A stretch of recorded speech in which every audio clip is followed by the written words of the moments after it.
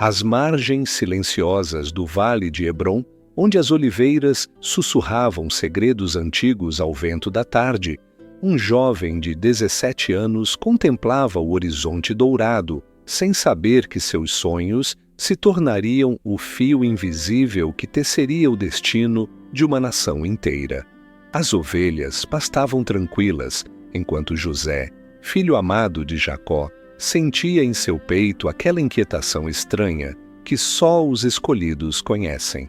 Hoje, você vai acompanhar cada passo desta jornada extraordinária, desde a túnica de muitas cores até os corredores majestosos do palácio do faraó.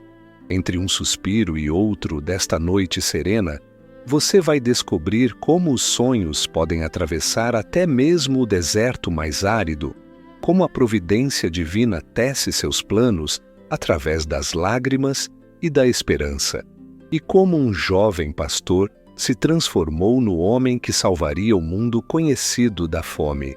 Um mistério se esconde nas dobras desta história milenar, porque Deus escolheu justamente aquele que seria rejeitado pelos próprios irmãos, para ser o Salvador de todos? A resposta vai se revelando suavemente, como o amanhecer que desponta sobre as dunas do Egito, enquanto você se deixa embalar pelo ritmo antigo desta narrativa sagrada. E antes de seguirmos viagem por estas terras bíblicas, se este clima e esta história estão tocando o seu coração, inscreva-se no canal e ative o sininho. Sua presença é a chama que ilumina este caminho antigo. E me conta nos comentários de qual cidade você está assistindo e que horas são aí agora. Você sabia que, no tempo de José, as túnicas coloridas eram símbolo de realeza e distinção? Apenas os filhos favoritos dos patriarcas usavam vestes tingidas com púrpura e escarlate, cores extraídas de moluscos raros e plantas preciosas que custavam mais que ouro. Era uma manhã como tantas outras, quando Jacó, já velho e de cabelos brancos como a neve do Monte Hermon, chamou seu filho predileto e lhe entregou aquela túnica que se tornaria famosa em toda a história da humanidade. O tecido deslizava entre os dedos como seda e as cores dançavam sob a luz do sol nascente, azul como as águas profundas do mar da Galileia, vermelho como o pôr do sol sobre Jerusalém, dourado como os campos de trigo maduros. José vestiu a túnica com um coração cheio de gratitude e inocência, sem imaginar que aquelas cores belas despertariam a inveja que dormia no coração de seus irmãos como serpentes no deserto. Ele era diferente, todos sabiam. Havia algo em seus olhos que brilhava com uma luz que não era deste mundo, uma sabedoria precoce que se manifestava em cada palavra, em cada gesto. E então vieram os sonhos. O primeiro chegou numa noite de lua cheia, quando o silêncio do acampamento era quebrado apenas pelo balido distante das ovelhas. José viu-se no meio de um campo imenso, onde feixes de trigo se curvavam diante do seu feixe, numa dança silenciosa e misteriosa. Acordou com o coração acelerado, as imagens ainda pulsando em sua mente, como estrelas que se recusam a se apagar com a aurora. O segundo sonho foi ainda mais poderoso. O sol, a lua e 11 estrelas se prostravam diante dele num céu infinito, numa reverência cósmica que fazia os céus cantarem em coros angelicais. Era uma visão que transcendia o tempo e o espaço, uma janela aberta para um futuro que ele ainda não podia compreender. Com a imprudência da juventude e a honestidade de um coração puro, José contou os sonhos à sua família. As palavras saíram de seus lábios como mel silvestre, doces e verdadeiras, mas caíram nos ouvidos dos irmãos como espinhos no deserto. Até mesmo Jacó, que amava o filho mais que a própria vida, repreendeu-o com suavidade, embora guardasse aquelas palavras no coração como um tesouro escondido. Os irmãos de José sentiram a inveja crescer em seus peitos como erva daninha após a chuva. Rúben, o primogênito, cerrava os punhos em silêncio. Simeão e Levi trocavam olhares sombrios. Judá mordia os lábios até sangrar. E todos eles se perguntavam: como ousava aquele menino mimado sonhar com grandezas que pareciam destino de reis? Mas José continuava pastoreando suas ovelhas, cantando salmos que ainda não haviam sido escritos, e seus olhos brilhavam com aquela luz estranha que parecia vir de muito longe, de um lugar onde Deus escreve histórias com tinta de eternidade.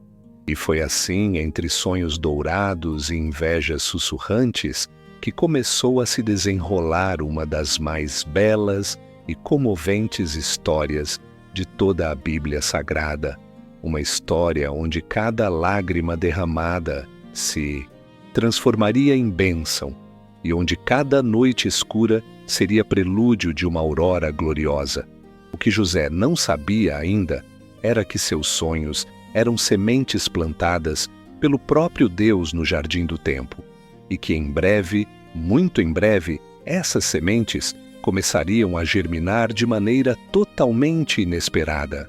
O sol ainda era uma promessa no horizonte quando Jacó chamou José e lhe deu uma missão que mudaria para sempre o curso da história.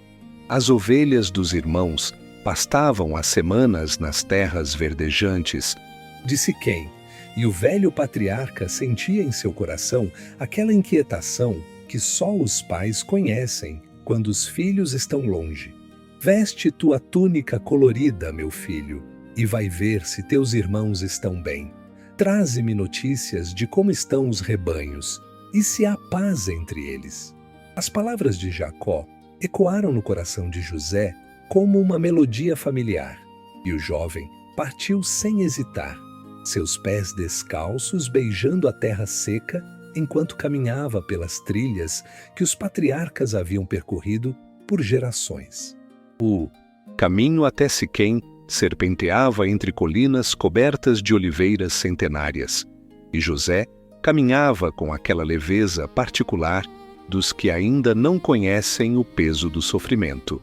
O vento brincava com os fios de sua túnica, fazendo as cores dançarem como línguas de fogo sagrado, e em seus lábios fluía uma canção que parecia nascer diretamente de sua alma. Você sabia que Siquém era uma cidade onde os patriarcas tinham história? Foi lá que Abraão construiu seu primeiro altar na terra prometida, e onde Jacó, o pai de José, havia comprado um pedaço de terra por 100 moedas de prata. Era uma região fértil, ideal para o pastoreio, mas também um lugar onde memórias dolorosas e alegres se entrelaçavam como fios numa tapeçaria antiga. Quando José chegou às terras de Siquém, encontrou apenas o vento sussurrando entre as pedras e o eco de sua própria voz chamando pelos irmãos.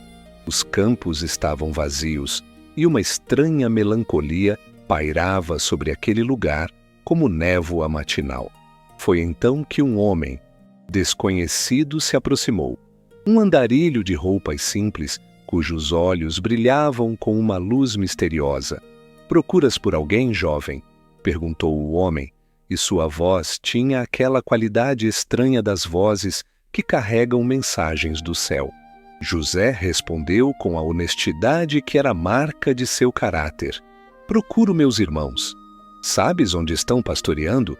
O homem sorriu um sorriso que parecia conhecer segredos guardados nas dobras do tempo. "Partiram daqui.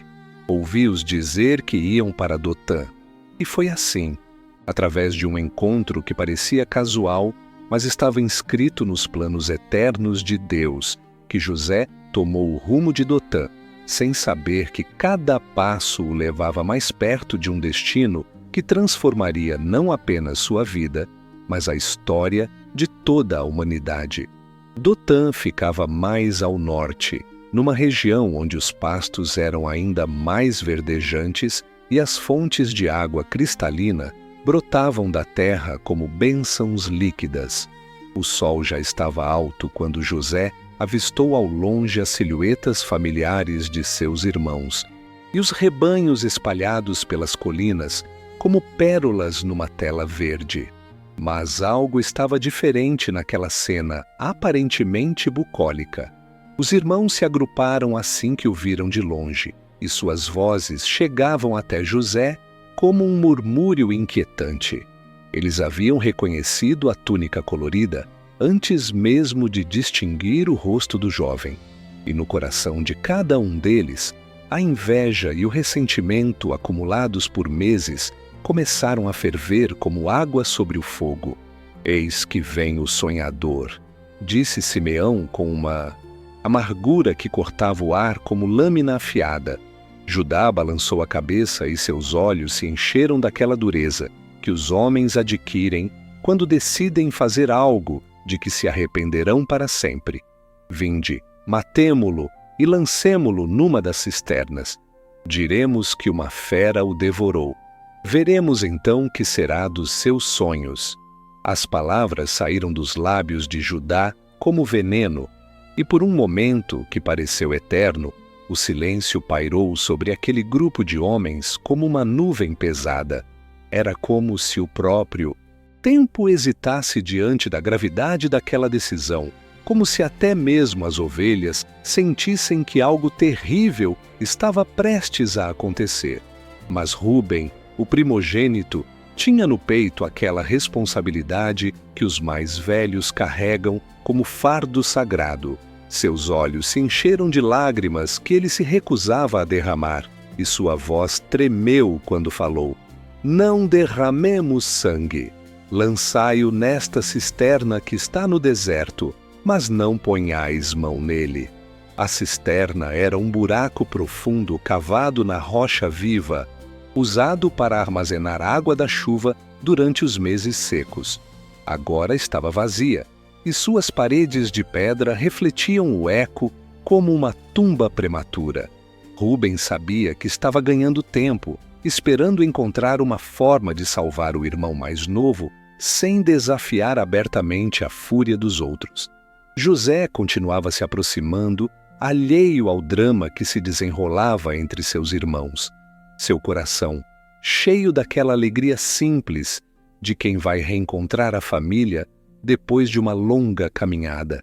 O sol fazia sua túnica brilhar como um estandarte real e seus lábios esboçavam um sorriso que logo se transformaria em espanto e terror. Em poucos minutos, o jovem dos sonhos dourados estaria enfrentando a primeira das muitas provações que o levariam dos pastos de Canaã até o trono do Egito.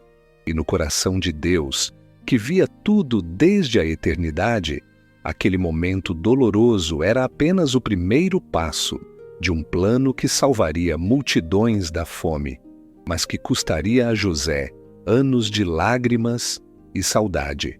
Quando José chegou ao acampamento dos irmãos, seu coração estava pleno daquela alegria inocente de quem traz boas novas do Pai amado.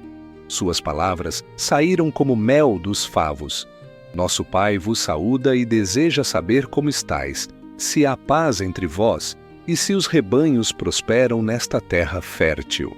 Mas as palavras caíram no silêncio hostil, como pedras num poço seco. Foi então que tudo aconteceu com a velocidade cruel de um relâmpago no deserto. Mãos ásperas se apossaram de José antes que ele pudesse compreender o que estava acontecendo. Seus irmãos, aqueles que haviam brincado com ele na infância, se tornaram estranhos de olhos duros e corações fechados como sepulcros. A túnica colorida, aquele símbolo de amor paterno que havia sido tecida com os fios mais preciosos, foi arrancada de seus ombros com violência. José sentiu o tecido se rasgar, e com ele parecia se rasgar também toda a sua compreensão do mundo. Como era possível que o amor se transformasse em ódio tão rapidamente? Como era possível que os laços de sangue se tornassem cordas de estrangulamento? Sem a túnica, José parecia menor, mais vulnerável, apenas um jovem de 17 anos de pele clara e olhos assustados que não conseguiam compreender a tempestade que havia se abatido sobre sua vida como granizo sobre uma plantação tenra. Eles o arrastaram até a cisterna, aquele buraco escuro que se abria na terra como uma boca faminta. José tentou falar, tentou apelar para os corações que julgava conhecer, mas suas palavras se perderam no ar quente da tarde, como suspiros no vento. Seus olhos se encontraram com os de Rúben por um instante, e naquele breve momento ele viu uma dor que espelhava a sua própria, mas que não tinha poder para deter o que estava acontecendo. Você sabia que as cisternas antigas eram cavadas na rocha calcária e revestidas com argamassa para não deixar a água escapar? Algumas chegavam a ter 15 metros de profundidade, e descê-las era como descer as entranhas da terra. Para os antigos, os lugares profundos eram associados ao Sheol, o mundo dos mortos, e ser lançado numa cisterna era como morrer antes da morte. O impacto quando José tocou o fundo da cisterna ecoou pelas paredes de pedra como um grito silencioso. Lá embaixo, na escuridão úmida que cheirava a musgo e abandono, o jovem se encolheu numa bola de dor e incompreensão. Suas lágrimas caíam como chuva numa terra seca, e sua voz, antes alegre e cantante, se transformou num lamento que subia pelas paredes de pedra como incenso de sofrimento. Lá em cima, seus irmãos se assentaram para comer como se nada tivesse acontecido. O pão partilhado entre eles tinha gosto amargo da culpa, mas eles mastigavam em silêncio, cada um perdido em seus próprios pensamentos sombrios. Só Rúben se afastou do grupo, caminhando nervoso entre as ovelhas, planejando em segredo voltar depois para salvar José quando os outros estivessem dormindo. Do fundo da cisterna, José podia ouvir as vozes abafadas de seus irmãos, o balido das ovelhas, o biri, crepitar de uma fogueira. Era como estar enterrado vivo, separado do mundo dos vivos, por algumas braças de pedra que pareciam infinitas. Ali, na escuridão mais completa, o jovem dos sonhos dourados teve seu primeiro encontro real com o desespero. Mas foi também naquele momento de trevas absolutas que algo extraordinário começou a acontecer no coração de José. Entre as lágrimas e os soluços, entre o medo e a incompreensão, uma voz suave como brisa matinal começou a sussurrar em sua alma. Eu estou contigo, filho meu, mesmo nas profundezas da terra, mesmo quando todos te abandonarem, eu jamais te deixarei sozinho. Não era uma voz audível, mas uma presença que envolvia José como um manto invisível, aquecendo seu coração gelado de pavor e solidão. Era Deus, o Deus de Abraão, de Isaque e de Jacó, estendendo suas mãos eternas sobre aquele jovem que havia sido escolhido para propósitos maiores do que qualquer mente humana poderia imaginar. E enquanto José chorava no fundo da cisterna, já começava a se formar em seu coração aquela fé inabalável que o sustentaria através de todos os sofrimentos que ainda estavam por vir. Era uma fé forjada na fornalha da dor, temperada nas águas amargas da traição, mas que brilharia um dia como ouro purificado pelo fogo. As horas passaram lentas como séculos e o sol começou a declinar no horizonte, pintando o céu com as mesmas cores da túnica que agora jazia abandonada sobre a relva. E foi então que o destino, ou melhor, a providência divina, enviou uma caravana de comerciantes ismaelitas pela estrada de Dotã. Do fundo da cisterna, José ouviu o som distante dos sinos que adornavam o pescoço dos camelos, o grito dos mercadores, o ruído das rodas dos carros sobre as pedras. Era o som da vida que continuava fluindo enquanto ele parecia ter parado no tempo. suspenso entre o passado perdido e um futuro incerto. E foi então que Judá, vendo os comerciantes se aproximarem, teve uma ideia que mudaria tudo. Em vez de deixar José morrer na cisterna, por que não vendê-lo como escravo e ainda lucrar com isso? A providência divina estava tecendo seu plano misterioso, transformando até mesmo a ganância humana em instrumento de seus propósitos eternos. O tinir dos sinos pendurados no pescoço dos camelos ecoava pela planície de Dotã como música celestial, anunciando a chegada da caravana que mudaria para sempre o destino de José. Os comerciantes ismaelitas vinham de Gileade, suas bestas carregadas com especiarias preciosas que perfumavam o ar com aromas de bálsamo, mirra e ládano. Era uma dessas caravanas que ligavam o Oriente às terras do Egito, carregando tesouros e sonhos através das rotas milenares do deserto. Judá foi o primeiro a se levantar quando avistou a nuvem de poeira levantada pelos cascos dos animais no horizonte. Seus olhos brilharam com uma luz que não era de bondade, mas de astúcia mercantil. Uma ideia estava nascendo em sua mente como serpente no jardim. Por que derramar o sangue do irmão quando podiam lucrar com sua desgraça? Vinde, vendamos José aos ismaelitas e não ponhamos nossa mão sobre ele, pois ele é nosso irmão, nossa carne. As palavras saíram de seus lábios com aquela facilidade terrível daqueles que conseguem justificar qualquer maldade com argumentos aparentemente sensatos. Era uma proposta que apaziguava a consciência enquanto satisfazia a ganância, uma solução que parecia resolver tudo sem resolver nada.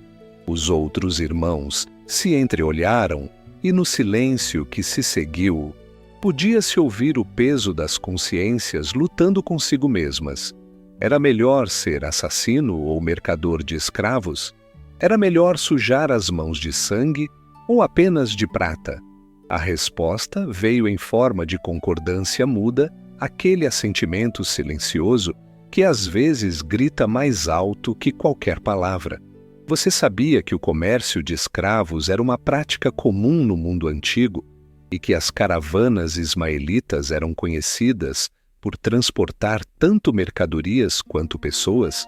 Um jovem saudável e educado, como José, poderia ser vendido por 20 a 30 siclos de prata, o preço de um bom carneiro ou de uma túnica fina.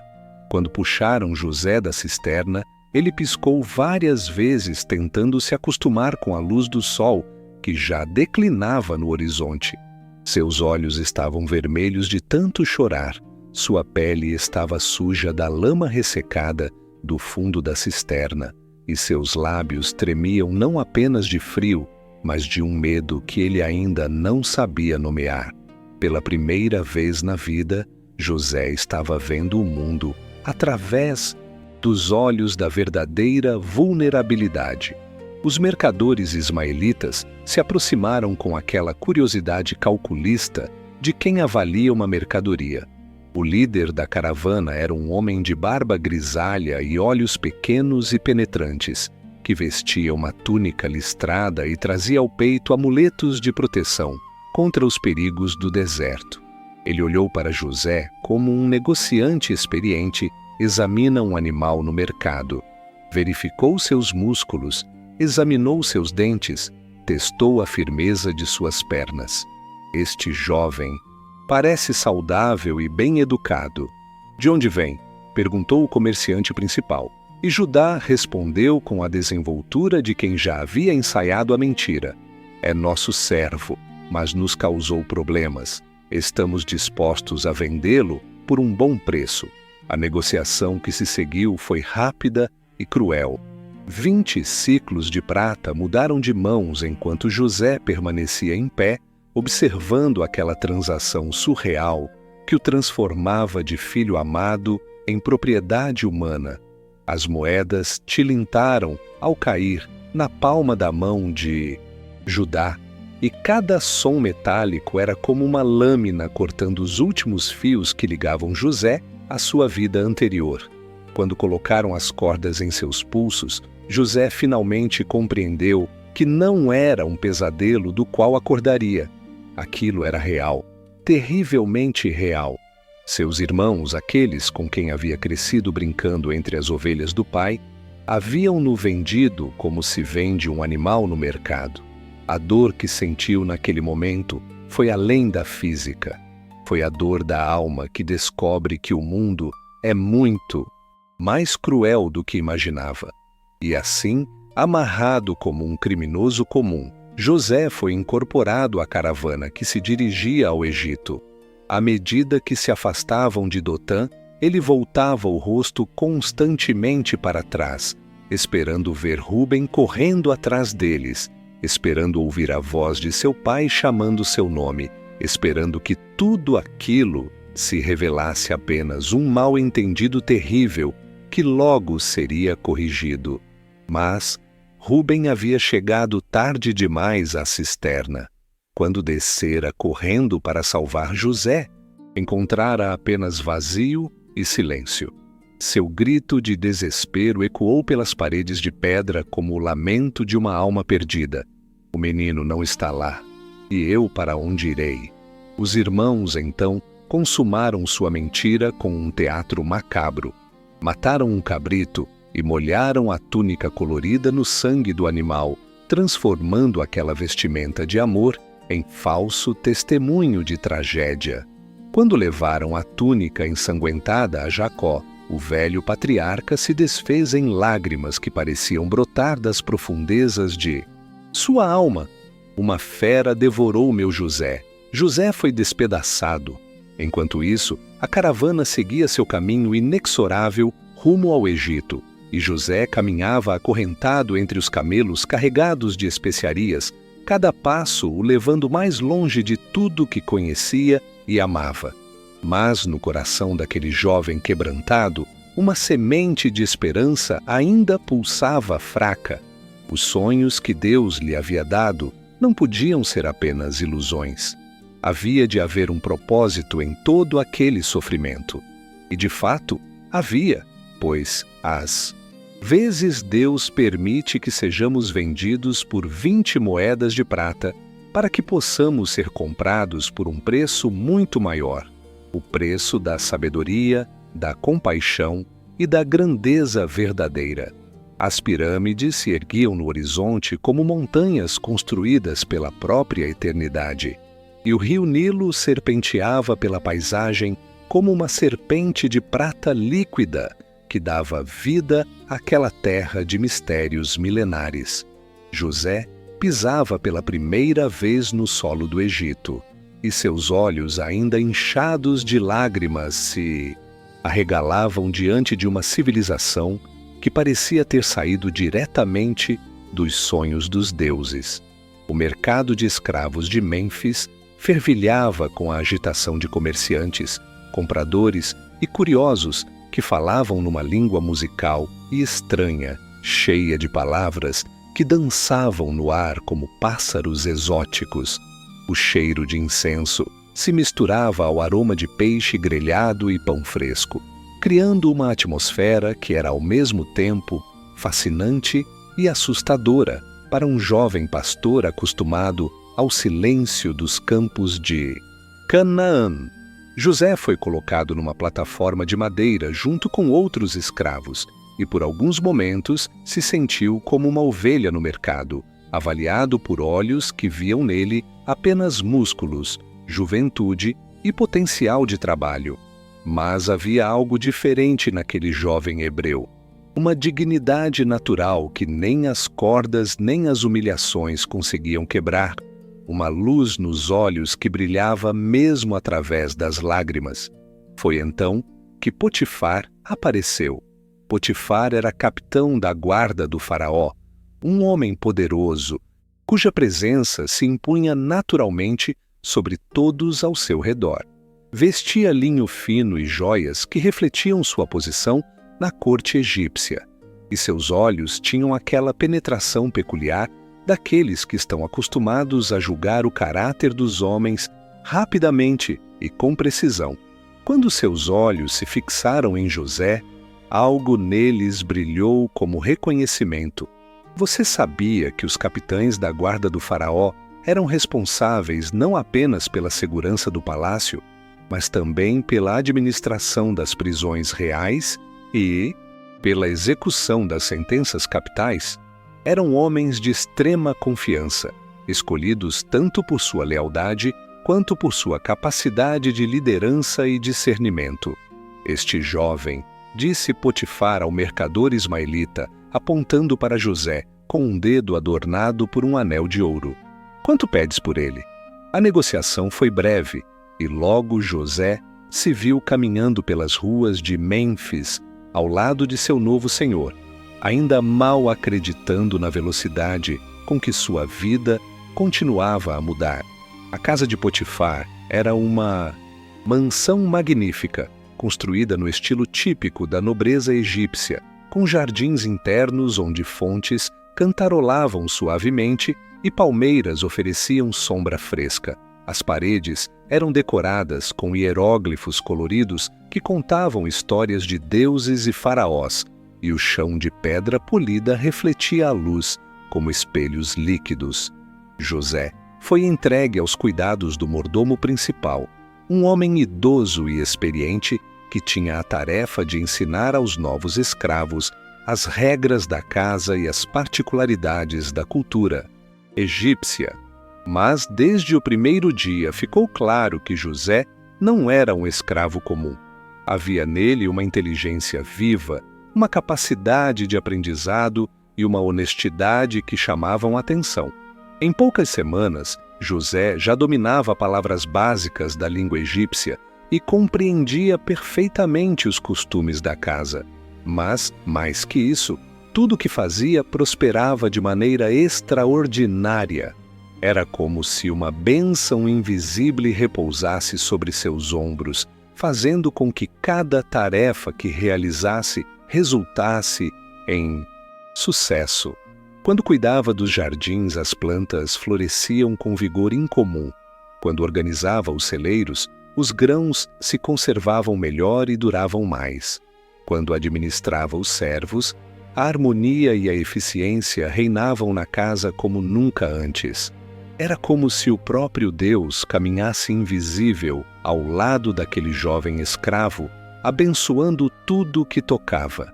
Potifar não era homem de passar despercebidos detalhes assim tão evidentes.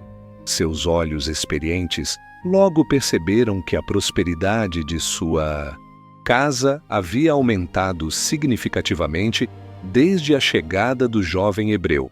As contas se equilibravam melhor, os conflitos entre os servos diminuíram, e uma atmosfera de paz e ordem se instalou em seus domínios como nunca antes havia experimentado.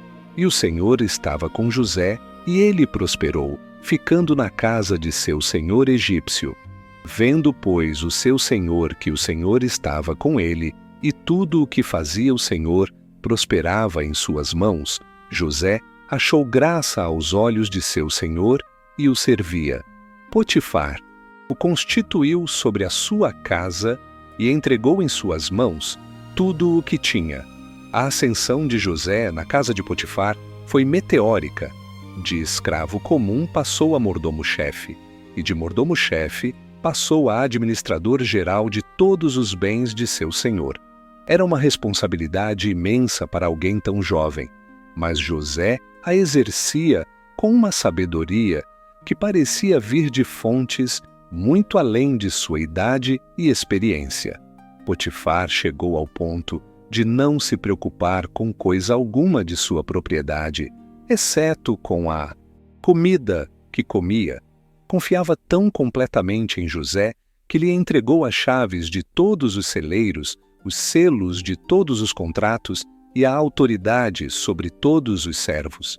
Era uma confiança extraordinária, mas que José justificava dia após dia com sua integridade e competência. O jovem que havia sido arrancado dos campos de Canaã como um animal estava se transformando no cadinho do sofrimento e da perseverança, em um homem de caráter e sabedoria. Cada lágrima derramada na cisterna de Dotã estava sendo transformada em força. Cada momento de desespero na caravana estava sendo convertido em determinação. Mas José ainda não sabia que sua maior prova estava apenas começando e que a prosperidade às vezes pode ser mais perigosa para a alma do que a própria adversidade. A tentação estava se aproximando na forma de uma mulher bela e perigosa, e o coração de José seria testado como ouro no fogo. Nos jardins perfumados da mansão de Potifar, onde as flores de lótus flutuavam nos tanques, ornamentais como estrelas caídas do céu, uma tentação sutil começava a tomar forma. A esposa de Potifar era uma mulher de beleza extraordinária, educada nos refinamentos da corte egípcia, acostumada a ter todos os seus desejos satisfeitos com um simples movimento de seus dedos, ornados de anéis preciosos. Seus olhos se fixaram em José, com uma intensidade que o jovem hebreu, ainda inocente nas artes do mundo, não soube interpretar imediatamente.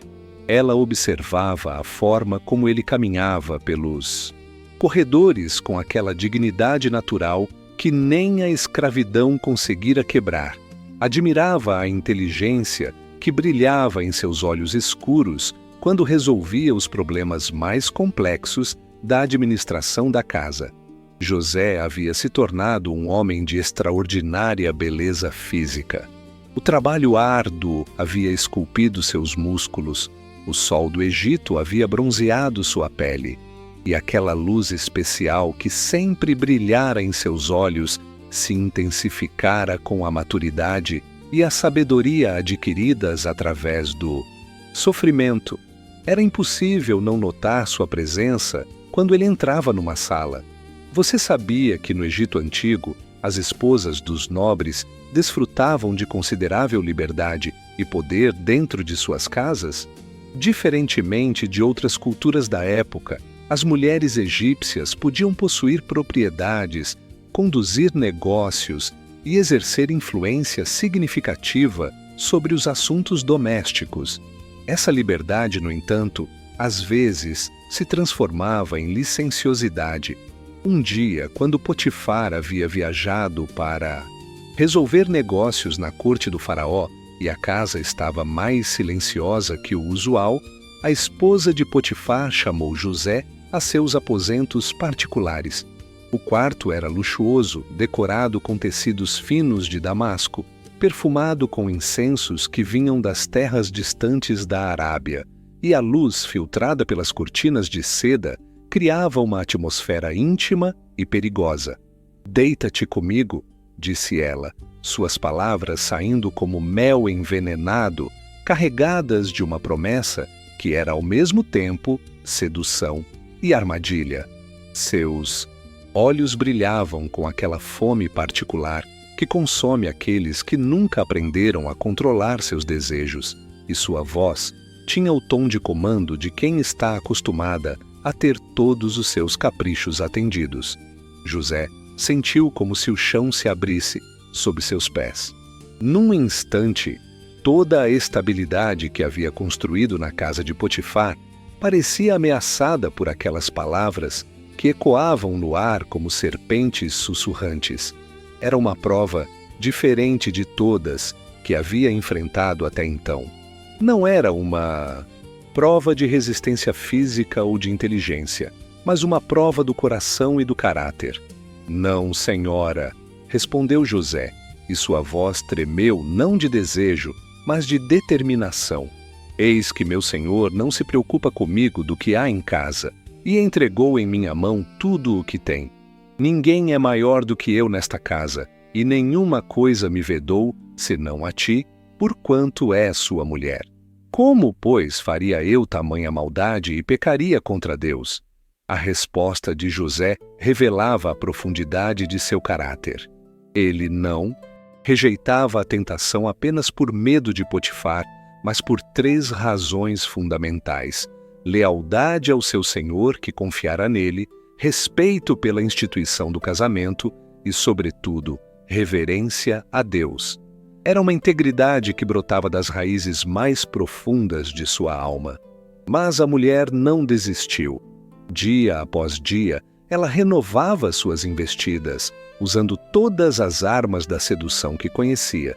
Suas palavras se tornaram mais insistentes, seus gestos mais provocativos, sua presença mais invasiva. Era como uma caçadora experiente tentando capturar uma presa que se mostrava surpreendentemente esquiva. José desenvolveu estratégias para evitar ficar sozinho com ela. Quando precisava estar nos aposentos dela por questões administrativas, levava sempre outros servos consigo. Quando ela o procurava nos jardins, ele encontrava desculpas para se dirigir às áreas mais movimentadas da casa. Era uma guerra silenciosa entre a tentação e a virtude. E foi justamente quando José pensava ter a situação sob controle que a armadilha se fechou. Num dia em que todos os homens da casa haviam saído para uma festividade religiosa e apenas as mulheres permaneceram, a esposa de Potifar preparou seu golpe final. Chamou José sob o pretexto de um assunto administrativo urgente. E quando ele entrou no quarto, ela segurou sua túnica com força. "Deita-te comigo!" gritou ela, e desta vez havia desespero em sua voz, a fúria de uma mulher que não estava acostumada a ser rejeitada.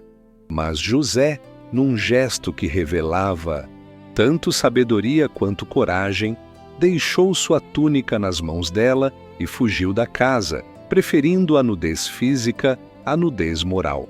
A fúria da mulher desprezada se transformou rapidamente em sede de vingança. Quando Potifar voltou para casa naquela noite, ela o recebeu com lágrimas nos olhos e a túnica de José nas mãos, construindo uma mentira elaborada sobre uma suposta tentativa de estupro por parte do escravo hebreu. Potifar, que conhecia o caráter de José, ficou dividido entre a confiança que tinha no jovem e a necessidade de acreditar em sua esposa. Mas as aparências eram contundentes. A túnica de José estava nas mãos dela e uma mulher da sociedade egípcia não faria uma acusação dessas levianamente. Com o coração partido, Potifar ordenou que José fosse preso na prisão real, aquela onde ficavam os prisioneiros do próprio faraó. E assim, novamente, José viu sua vida desmoronar num instante, passando de administrador respeitado a criminoso, condenado por um crime que não cometera, carregando apenas a certeza de que havia feito a coisa certa, mesmo que isso lhe custasse tudo. Mais uma vez as portas se fecharam sobre ele, mas desta vez não eram as paredes de uma cisterna, e sim as grades de uma prisão, que poderia ser seu túmulo definitivo. A prisão real do Egito não era um lugar comum de castigo, mas uma fortaleza sombria onde ficavam confinados aqueles que haviam desagradado ao faraó ou cometido crimes contra a corte. Era um edifício de pedras maciças, construído às margens do Nilo, onde o som da água corrente se misturava aos gemidos e sussurros dos prisioneiros numa sinfonia melancólica que ecoava pelos corredores, dia e noite. José entrou naquelas muralhas com o coração aparentemente destroçado, mas carregando dentro do peito uma chama que nem as injustiças, nem as ingratidões conseguiam apagar. Era a chama da fé, alimentada pela certeza de que Deus não o havia abandonado, mesmo quando todos os homens o haviam traído.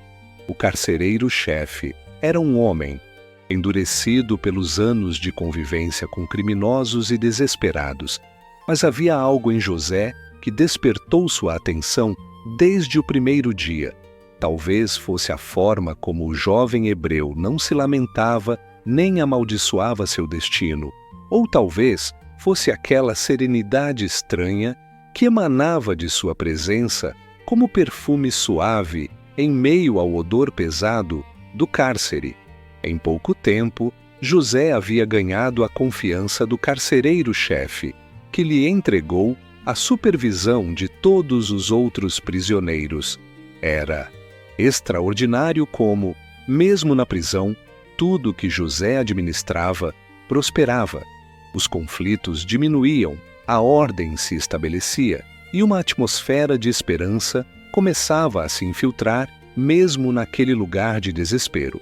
Você sabia que as prisões egípcias antigas eram organizadas com uma hierarquia complexa, onde alguns prisioneiros exerciam autoridade sobre outros? Os que demonstravam liderança e integridade podiam ser elevados a posições administrativas, tornando-se responsáveis pela disciplina e organização do cárcere.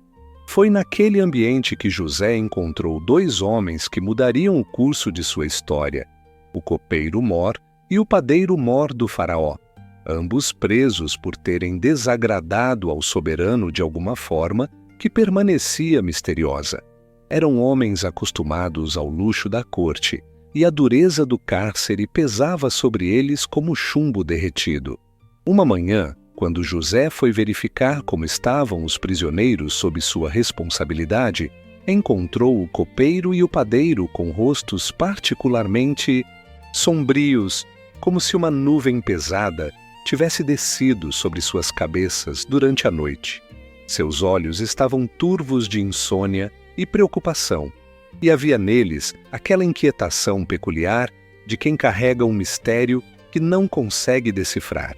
«Por que estão hoje os vossos rostos tão tristes?», perguntou José, com aquela genuína preocupação pelo bem-estar alheio que sempre caracterizara seu coração. E eles responderam quase em uníssono: «Tivemos sonhos, e não há quem os interprete». A palavra sonhos atingiu o coração de José como uma flecha certeira. Quantas vezes ele mesmo não havia sonhado desde aquela noite distante em Hebrom, quando viu os feixes de trigo e as estrelas se curvando diante dele? Quantas vezes não havia se perguntado se aquelas visões tinham algum significado ou se eram apenas fantasias de uma mente jovem?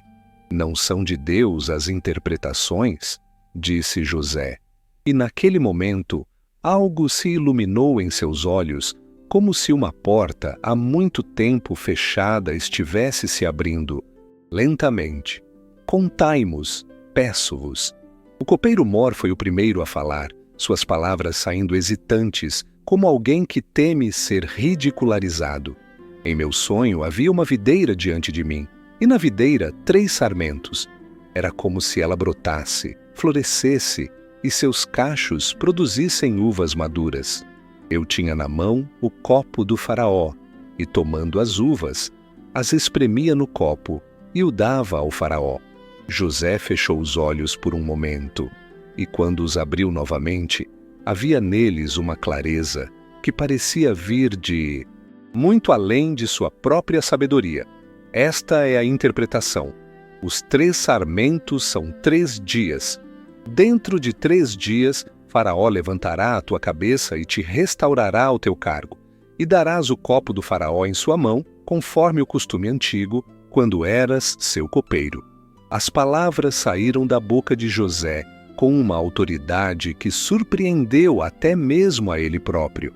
Era como se uma sabedoria ancestral estivesse falando através de seus lábios, decifrando mistérios que sua mente consciente mal compreendia. O padeiro Mor, vendo a interpretação favorável dada ao sonho de seu companheiro, ganhou coragem para contar também o seu. «Eu também sonhava, e eis que 3 cestos de pão branco estavam sobre a minha cabeça. E no cesto mais alto havia todas as iguarias do faraó da obra de padeiro, e as aves as comiam do cesto de sobre a minha cabeça». José sentiu o coração se apertar, pois a interpretação que chegava à sua mente não era boa, mas ele havia aprendido que a verdade, mesmo quando dolorosa, é sempre preferível à mentira consoladora. Esta é a interpretação. Os 3 cestos são 3 dias. Dentro de 3 dias, Faraó levantará a tua cabeça e te pendurará numa árvore, e as aves comerão a tua carne. O silêncio que se seguiu foi pesado como pedra de sepulcro. O padeiro empalideceu, e o copeiro olhou para José com aquela mistura de espanto e respeito que se tem diante dos oráculos. E José, aproveitando o momento de atenção concentrada, fez um pedido que brotava do fundo de sua alma cansada. Mas, lembra-te de mim quando te for bem, e rogo-te que uses comigo de compaixão, e faças menção de mim ao Faraó, e faze-me sair desta casa. Pois furtado fui da terra dos hebreus, disse José, e sua voz se embargou ligeiramente ao lembrar de seu pai e da terra distante, e aqui também nada fiz para que me pusessem no cárcere. 3 dias depois, no aniversário do Faraó, quando toda a corte se reuniu para celebrar, as interpretações de José se cumpriram com exatidão assombrosa. O copeiro foi restaurado ao seu cargo e o padeiro foi executado exatamente como José havia predito. Mas na alegria de sua restauração, o copeiro se esqueceu completamente de José, deixando o jovem hebreu na prisão por mais 2 longos anos.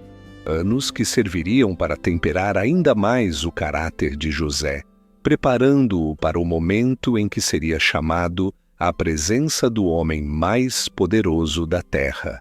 2 anos haviam passado como suspiros lentos no relógio da eternidade. José continuava na prisão real, administrando a rotina dos prisioneiros com aquela mesma sabedoria e integridade que o haviam caracterizado na casa de Potifar. Seus cabelos haviam crescido, sua barba se espessara, e em seus olhos havia agora aquela profundidade particular dos que aprenderam a encontrar esperança, mesmo nas circunstâncias mais desesperadoras. O copeiro mor seguia sua vida na corte, servindo o vinho real nos copos de ouro, rindo com os nobres, desfrutando dos privilégios de quem estava próximo ao poder. Mas José havia se tornado apenas uma memória vaga, como um sonho matinal que se dissolve na luz do dia. A gratidão, essa flor delicada do coração humano, havia murchado na prosperidade. Até que numa manhã, quando o sol nascia sobre o Nilo como um disco de ouro derretido, o faraó despertou de um sono agitado por visões que o deixaram profundamente perturbado. Não eram sonhos comuns, mas visões carregadas de uma intensidade sobrenatural que fazia seu coração bater descompassado e suas mãos tremerem como folhas ao vento. No primeiro sonho, o soberano do Egito se via às margens do grande rio quando 7 vacas gordas e formosas saíram das águas e começaram a pastar no prado verdejante. Logo depois, outras 7 vacas magras e feias emergiram do Nilo e devoraram completamente as primeiras, mas permaneceram tão magras quanto antes, como se a abundância engolida não as tivesse alimentado. O segundo sonho foi igualmente perturbador. 7 espigas cheias e boas cresciam numa mesma haste, balançando suavemente na brisa, matinal como uma promessa de abundância.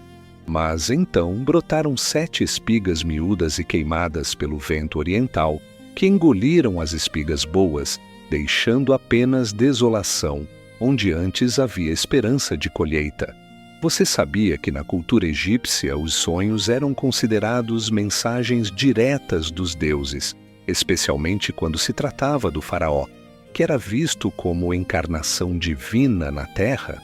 Por isso, quando o soberano tinha visões perturbadoras, toda a corte se mobilizava para encontrar interpretações adequadas.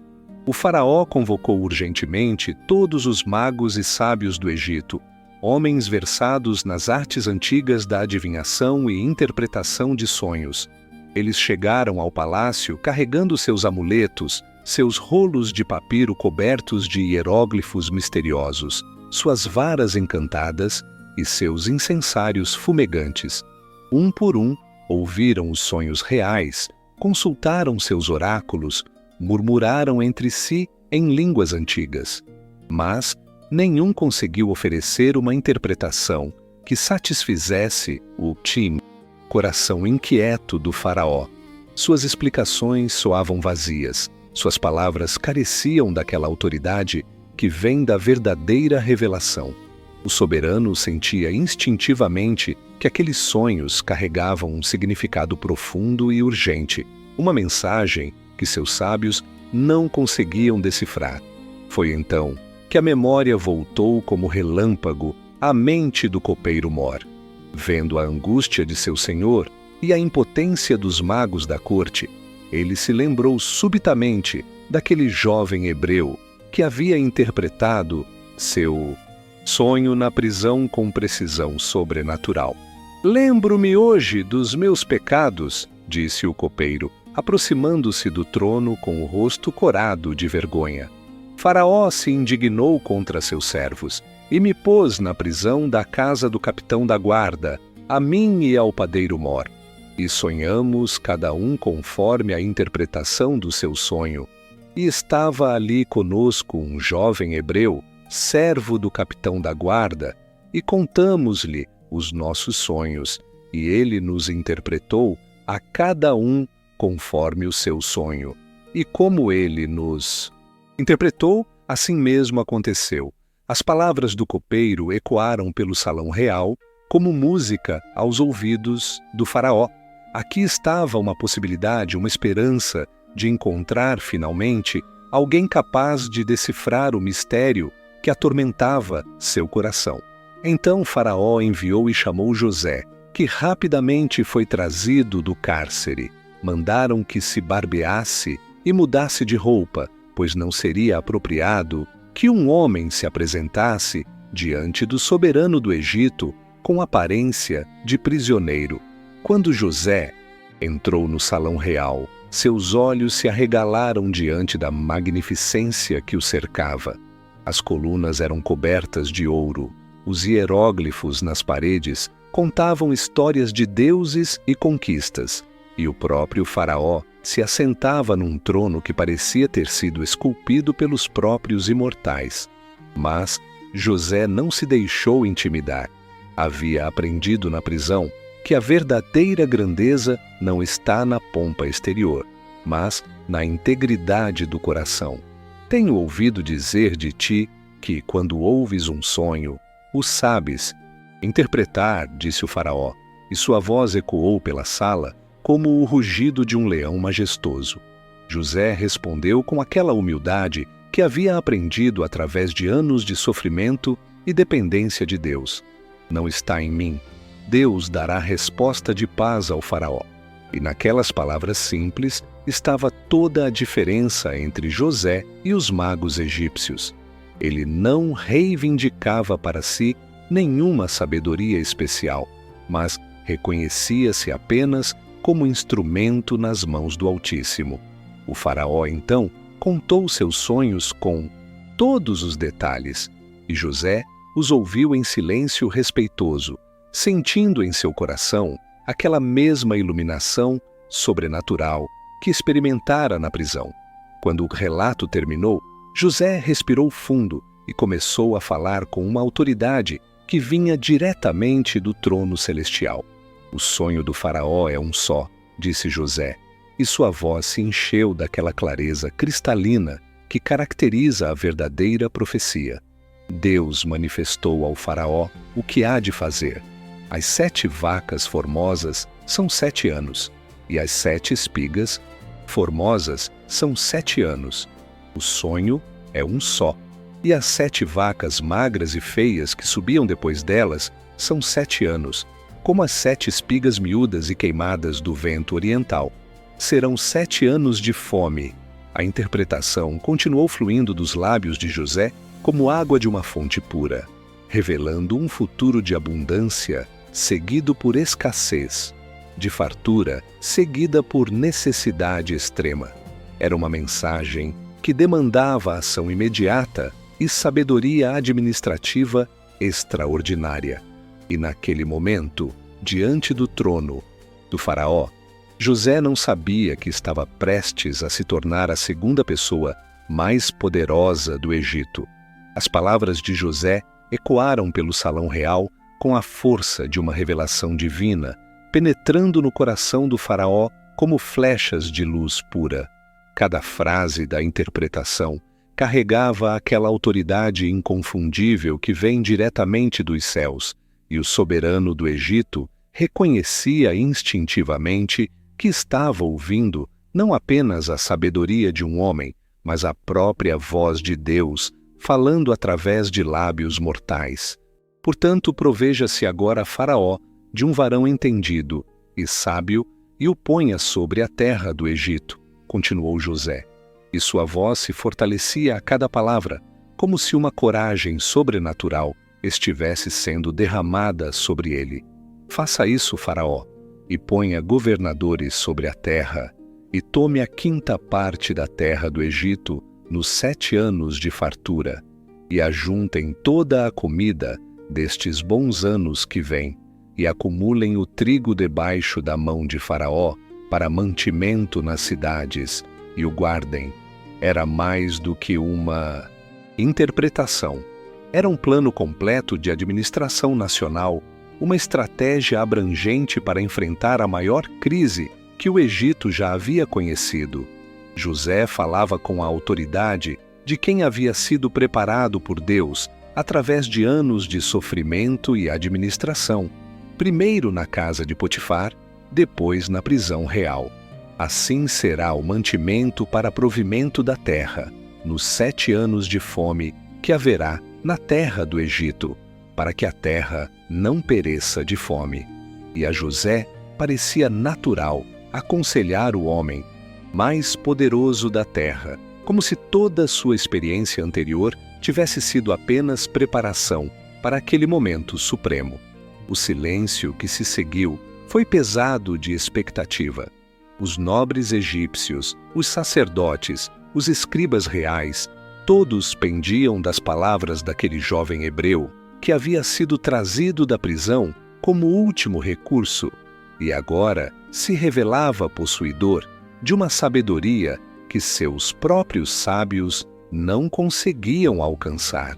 Você sabia que no Egito Antigo o faraó era considerado um deus vivo e suas decisões eram vistas como manifestações da vontade divina? Por isso, quando o soberano era confrontado com situações que exigiam sabedoria sobrenatural, era natural que buscasse orientação de fontes que transcendessem a sabedoria humana comum. Esta coisa pareceu boa aos olhos do faraó e aos olhos de todos os seus servos.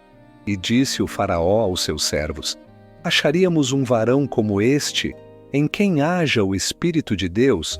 A pergunta ecoou pelo salão como um desafio lançado ao destino.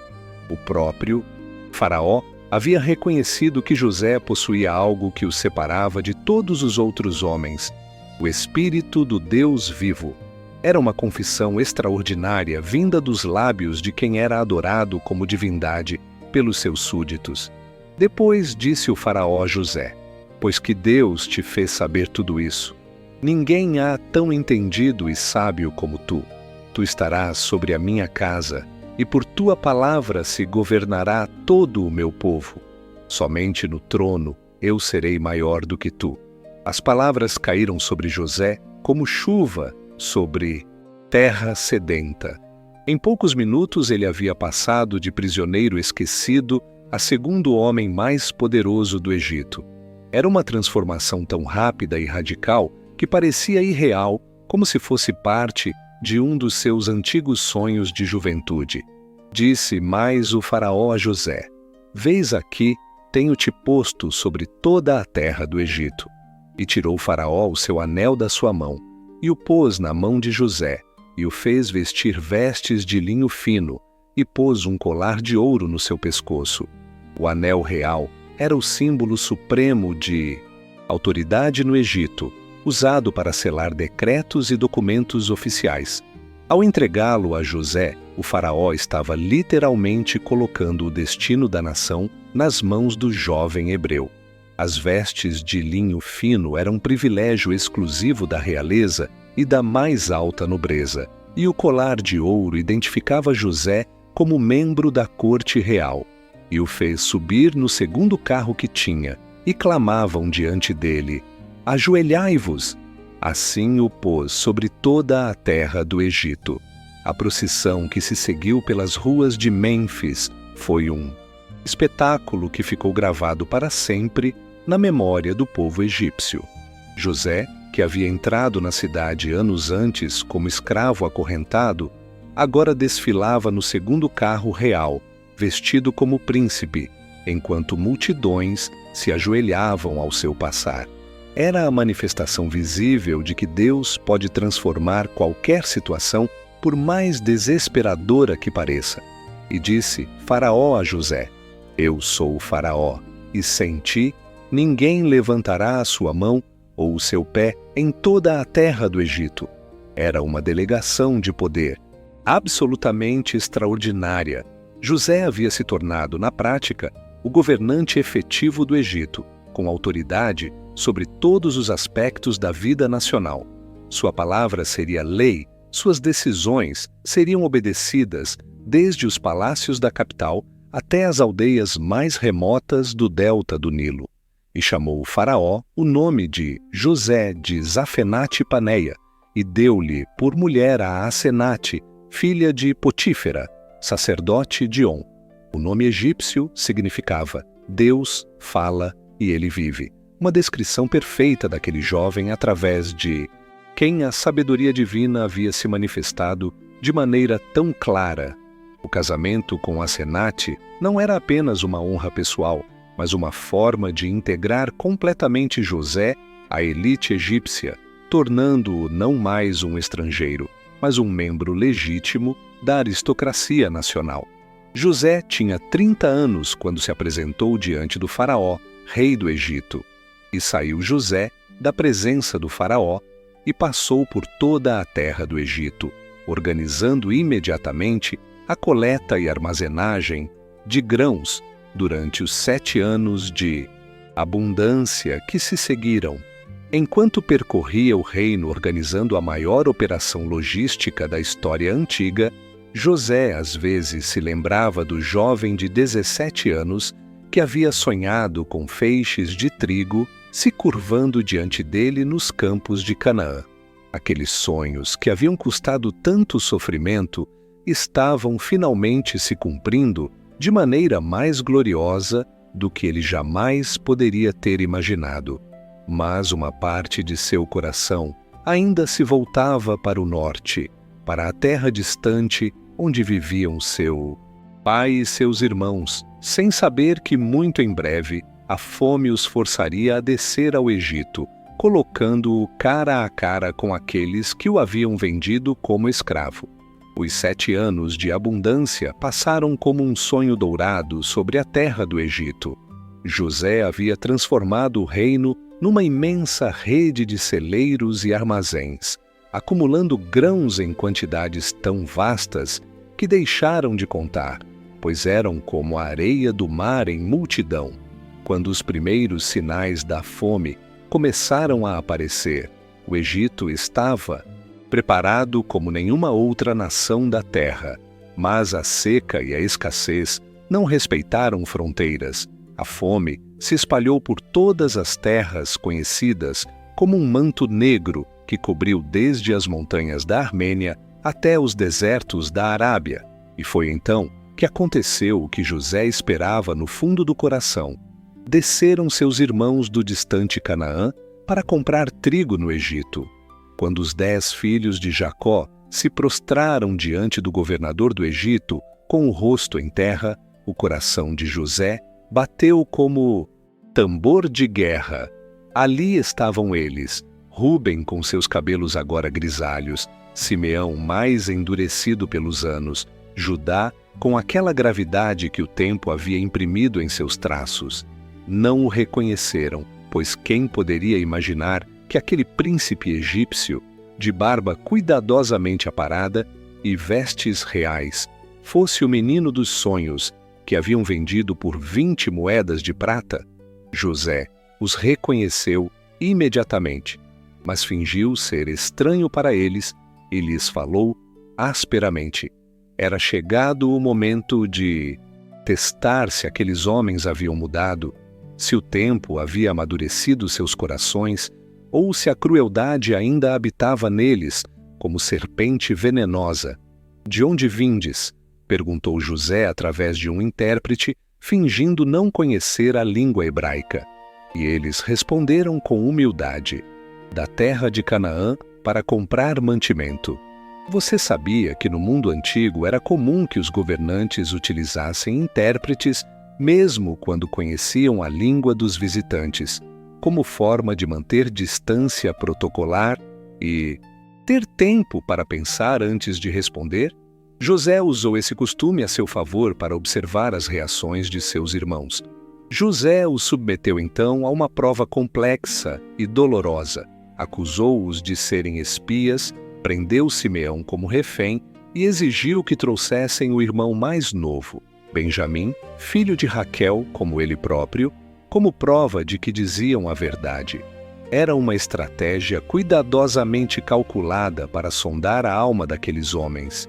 Quando voltaram a Canaã e contaram a Jacó o que havia acontecido, o velho patriarca se desfez em lágrimas. José não existe mais, Simeão não existe mais, e quereis levar também Benjamim. Todas essas coisas vieram sobre mim. A fome, porém, continuou a apertar com garras implacáveis, e finalmente Jacó foi obrigado a concordar em enviar Benjamim. Judá se ofereceu como fiador da segurança do menino, numa demonstração de responsabilidade que contrastava profundamente com sua atitude de anos antes. Quando José viu Benjamim entre seus irmãos, suas entranhas se comoveram profundamente. Era seu irmão de sangue, filho da mesma mãe querida, e José teve que se retirar apressadamente para chorar em particular, pois não conseguia mais conter a emoção que lhe transbordava do peito como rio em cheia. Mas José preparou ainda uma última prova, a mais decisiva de todas. Mandou esconder sua taça de prata na bagagem de Benjamim e depois enviou seus servos para alcançar os irmãos na estrada, acusando-os de roubo. Quando a taça foi encontrada, todos voltaram, aterrorizados, ao palácio. Foi então que Judá, o mesmo que havia proposto vender José anos antes, fez um discurso que demonstrava uma transformação completa de caráter. Ofereceu-se para ficar como escravo no lugar de Benjamim, explicando que a morte do menino causaria a morte do pai e que ele não podia suportar ver a dor de Jacó. Aquelas palavras quebraram finalmente as defesas de José. Vendo que seus irmãos haviam realmente mudado, que o amor fraternal havia finalmente vencido a inveja, ele não pôde mais se conter. Fazei sair de diante de mim a todo varão, gritou José, e sua voz ecoou pelo palácio como o rugido de leão ferido. Quando ficaram sozinhos, José se deu a conhecer aos seus irmãos, numa cena que fez os próprios egípcios, no palácio, ouvirem seu choro. Eu sou José. Vive ainda meu pai? As palavras caíram sobre seus irmãos como raio em dia claro. Eles ficaram paralisados de terror, pois compreenderam imediatamente que estavam completamente à mercê daquele a quem haviam tratado com tanta crueldade. Mas José, com aquela magnanimidade que só as almas grandes possuem, se aproximou deles com lágrimas correndo pelo rosto. Agora, pois, não vos entristeçais, nem vos pese aos vossos olhos por me haverdes vendido para cá, porque para a conservação da vida Deus me enviou diante de vós, porque já houve 2 anos de fome no meio da terra, e ainda restam 5 anos em que não haverá lavoura nem cega. Deus me enviou diante de vós para conservar vossa sucessão na terra e para vos preservar a vida por um grande livramento. Era o perdão mais belo já registrado na história humana. Não apenas o perdão que esquece, mas o perdão que enxerga a mão de Deus, transformando até mesmo a maldade humana em instrumento de bênção. José havia compreendido que toda sua jornada de sofrimento havia sido parte de um plano divino para salvar não apenas sua família, mas muitas nações. Assim, não fostes vós que me enviastes para cá, senão Deus, que me tem posto por pai do faraó e por senhor de toda a sua casa e como governador em toda a terra do Egito. Quando Jacó soube que José vivia e era governador em toda a terra do Egito, seu coração desfaleceu de alegria. E disse: Basta, José, meu filho, ainda vive, eu irei e o verei antes que morra. A reunião entre pai e filho, depois de mais de 20 anos de separação, foi um dos momentos mais tocantes de toda a história bíblica. José se lançou ao pescoço de seu pai e chorou sobre ele por longo tempo, enquanto o velho patriarca acariciava o rosto do filho que julgava morto. E assim se cumpriram os sonhos da juventude de José, mas de uma forma infinitamente mais bela do que ele jamais poderia ter imaginado. Não apenas os feixes de trigo e as estrelas se curvaram diante dele, mas ele usou sua autoridade para salvar aqueles mesmos que o haviam rejeitado. Se você acordou agora, me conte nos comentários qual foi o sonho que você teve. Afinal, sonhos também fazem parte da nossa história. E quem sabe Deus não está falando conosco, através deles preparando-nos para propósitos maiores do que podemos imaginar? Assim fechamos esta noite sagrada, deixando você entregue ao descanso sereno, carregando no coração a certeza de que mesmo nas horas mais escuras, mesmo quando todos nos abandonam, mesmo quando os sonhos parecem impossíveis, Deus está tecendo uma tapeçaria linda com os fios aparentemente desconexos de nossa vida. Quem sabe, nos sonhos desta noite, José não venha lhe contar um segredo guardado há milênios, que todo sofrimento pode se transformar em bênção, que toda lágrima pode se tornar pérola, e que todo vale profundo é apenas preparação para uma montanha mais alta? Boa noite, viajante da palavra. Que seus sonhos sejam janelas abertas para a eternidade e que você desperte amanhã com a certeza de que sua história também está nas mãos daquele que transforma cisternas em palácios e escravidão em reinado.